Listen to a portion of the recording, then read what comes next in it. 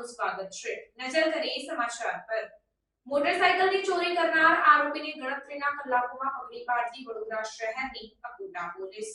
વડોદરા શહેર વિસ્તારમાં બનતી ગુનાહિત પ્રવૃત્તિઓને રોકવા સારું પોલીસના ઉચ્ચ અધિકારીઓ દ્વારા જરૂરી સૂચન અને માર્ગદર્શન આપવામાં આવેલ હોય, જે અંતર્ગત યામાહા કંપનીની R15 મોટરસાયકલની ચોરી કરનાર આરોપીને ચોરીમાં ગયેલ મુદ્દામાલ સાથે ગણતરીના કલાકોમાં પકડી પાડી ચોરીનો ભેદ ઉકેલતી વડોદરા શહેરની અકોટા પોલીસ।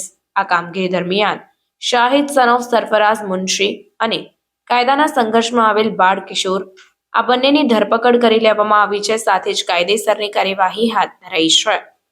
રિપોર્ટ નઝીર શેખ સાથે કેમેરામેન આરિફ સૈયદ, વડોદરા।